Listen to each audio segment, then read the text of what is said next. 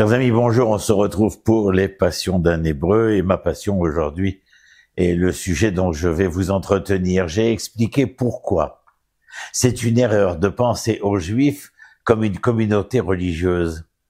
Il existe une erreur parallèle que beaucoup de gens font quand il s'agit de penser à la Torah, mais pas seulement la Torah, les textes des prophètes, des hagiographes, et qui est de considérer l'ensemble du Tanakh comme la source d'une religion que l'on a appelée judaïsme, et entendez dans le judaïsme, Juda, Yehuda, c'est-à-dire un élément fraction de ce qu'on appelle dans l'ensemble Israël ou les Hébreux. Et comment la fraction peut-elle devenir le nombre entier? Question énorme. Tout comme les Juifs ne sont pas un groupe de personnes qui pratiquent une religion, notre livre sacré, nos livres sacrés, puisqu'il y en a 24 dans le Tanakh, dans la Bible hébraïque, ce ne sont pas des livres de doctrine religieuse, pas non plus d'ailleurs dans les livres de Shemot, Vaikra, Bamidbar. Ne vous méprenez pas, la Torah et bien sûr, ce texte qui parle de religion, de culte, mais ce n'est qu'une partie de ce qu'elle aborde.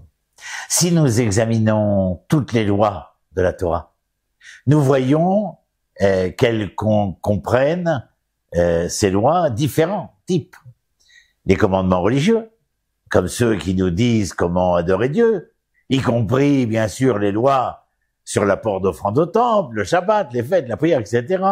Il y a les lois rituelles qui s'appliquent à la nourriture, par exemple, comme les lois sur la cacheroute, mais aussi, et mettez aussi en majuscule, je dirais, des questions comme le système judiciaire, les procès civils, la politique, les questions militaires, etc., etc. Simplement sur ce que je viens d'exprimer là, je pense que de manière conséquentielle, il faut en tirer une définition, une meilleure façon de considérer, la Torah et de la voir, retenez bien cela, ni plus ni moins que comme la constitution d'une nation et le modèle sociétal. La Torah aborde les aspects de la vie nationale et nous enseigne comment construire ces institutions d'une manière qui sert au mieux et au meilleur du devenir de cette société.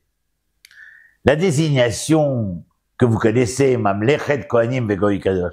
Mamlechet Kohanim, c'est un royaume de prêtres, nous traduit-on, mais Kohen est un fonctionnaire, et les Chaen, c'est être en fonction d'eux, donc un royaume de fonctionnaires au service de la nation, de l'État, du peuple, et une nation sainte, c'est-à-dire une nation capable, comme le terme Kadosh, Kedusha, Kadish, Kouf Daletchin est à même de nous le faire entendre, qui insuffle la vie. Une meilleure façon de considérer la Torah est de la voir comme la constitution d'une nation et le modèle d'une société. Je l'ai dit, je le répète. Il est fascinant d'ailleurs d'examiner ces parties de la Torah et d'imaginer une société qui utiliserait ces règles comme guide et base de ses propres lois, de penser à quoi une telle société pourrait-elle ressembler? À mon humble avis, c'est un sujet fascinant qui, comme enseignant de la pensée biblique, me fascine, bien entendu, et qui mériterait au moins une série très longue de vidéos à part entière, mais peut-être fera-t-on cela dans le futur, si vos réactions sont bien évidemment positives et elles y aspirent. Mais pour l'instant, permettez-moi de vous donner une espèce de bref résumé de quelques exemples de modèles inspirants que la Torah présente pour instruire ou construire cette société du mieux et du meilleur. La structure politique, commençons donc par ce domaine qui fait tellement parler de lui, pas seulement en Israël, mais dans l'ensemble des sociétés humaines, et cela depuis Platon et sa République. Et le politique, les gouvernements, des domaines qui ne sont généralement pas associés à la religion, car la religion c'est le culte, car la religion c'est le rituel, et nullement la dimension que nous connaissons de par le texte biblique, mais aussi de par ce que nous sommes en train de vivre aujourd'hui après 2000 ans d'exil. Parmi les commentateurs traditionnels, il existe un débat sur le système de gouvernement idéal du point de vue de la Torah, mais au moins une option qu'elle décrit et qui serait l'idéal, d'après elle, serait donc la monarchie. Mais attention, monarchie, vous entendez automatiquement, bien entendu, le royalisme. Mais cette monarchie est très différente de la plupart des systèmes de ce type dans le monde. Lorsque la Torah a été donnée, celle-ci envisage un royaume dirigé par un roi, est-il écrit, parmi vos frères, qui, ce qui n'est pas habituel pour les rois, est limité par diverses restrictions. Il ne doit pas acquérir trop de chevaux, qui d'ailleurs était un équipement militaire essentiel et qui venait signifier la puissance du souverain, bien entendu. Il ne doit pas prendre trop de femmes, ce qui, non seulement dans le monde antique, limitait sa capacité à conclure des accords diplomatiques, mais bien entendu l'entraîner vers un hédonisme exacerbé. Il ne doit pas non plus conserver de grandes quantités d'argent et d'or. La puissance, la sexualité et l'appât du gain. Et surtout, il lui est commandé d'écrire une copie du texte toranique, le livre de Dvarim, et de la lire tous les jours de sa vie afin qu'il apprenne dans ce répétitif-là à craindre Dieu, afin que son cœur ne s'élève jamais au-dessus de ses frères qu'il doit servir et qu'il ne s'écarte pas de ses commandements, c'est-à-dire des prescriptions divines dans le livre de Dvarim qui sont avant toute chose, non seulement écrites et enseignées par Moïse avant de mourir, mais qui servent aux oreilles de Josué, Joshua et de l'ensemble des enfants d'Israël au moment où ils rentrent en Eretz Israël et qu'ils vont donc enfin réaliser le peuple-nation, c'est-à-dire l'État constitutif. Il est clair que la Torah cherche à trouver un équilibre délicat entre deux objectifs concurrents.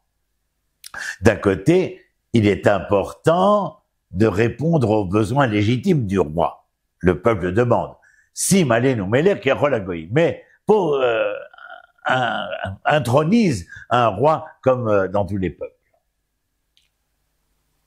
Lui doit contrôler le pouvoir militaire, diplomatique, politique, économique. Et tout ceci est entre ses mains. Mais il doit composer avec le respect du peuple et même de vivre avec un certain degré de splendeur et de gloire sans jamais outrepasser sa fonction comme fonctionnaire de l'Éternel au service du peuple, comme le prêtre, comme le prophète, comme le Sanhédrin, comme le roi.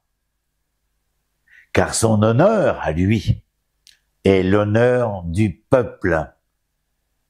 La Torah aborde la réalité exprimée plus tard dans la célèbre citation perspicace de l'homme politique britannique, Lord Acton, vous connaissez certainement. Le pouvoir corrompt et le pouvoir absolu corrompt absolument. D'où les restrictions qui sont ici émises. Aussi puissant soit-il, Le roi est un être humain avec toutes les faiblesses inhérentes à la nature humaine. Je répète, je réitère, d'où ces restrictions, et nous le savons jusqu'à la minute où je parle. Il est fascinant de constater que les interdictions énumérées ne s'appliquent qu'au roi. Fondamentalement, aucune autre personne n'est soumise à de telles restrictions. Précisément, mes amis, parce qu'il est si exceptionnellement puissant et que la tentation de la corruption est si forte, il a besoin de ces garde-fous, mais plus que des garde-fous, ce sont des murailles folles. Et cet ajout supplémentaire de mise en garde est afin d'équilibrer le rapport qu'il y a et qu'il y aura entre le peuple et le roi, mais le roi vis-à-vis des différents pouvoirs, non seulement le pouvoir royal, mais le pouvoir judiciaire, et puis à travers le Sanhédrin, il y a une forme de pouvoir législatif aussi, même s'il est celui qui doit contresigner chaque loi qui sera émise ou publiée. Il est également significatif que la Torah ne quantifie pas le nombre de chevaux, la quantité de richesses, ni même le nombre de femmes que le roi est autorisé à acquérir.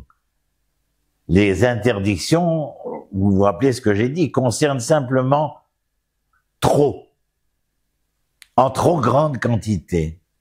Bien que cela ne soit pas explicité dans le verset, les rabbins ont quantifié le nombre maximum d'épouses et concubines qu'un roi pourrait prendre.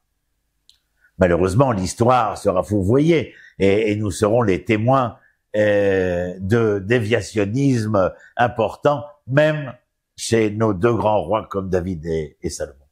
En général, cependant, la notion de polygamie nous est assez étrangère. Comprendre cela nécessite un autre sujet de discussion dont nous n'avons pas le temps maintenant. Vraisemblablement, c'est parce que différentes situations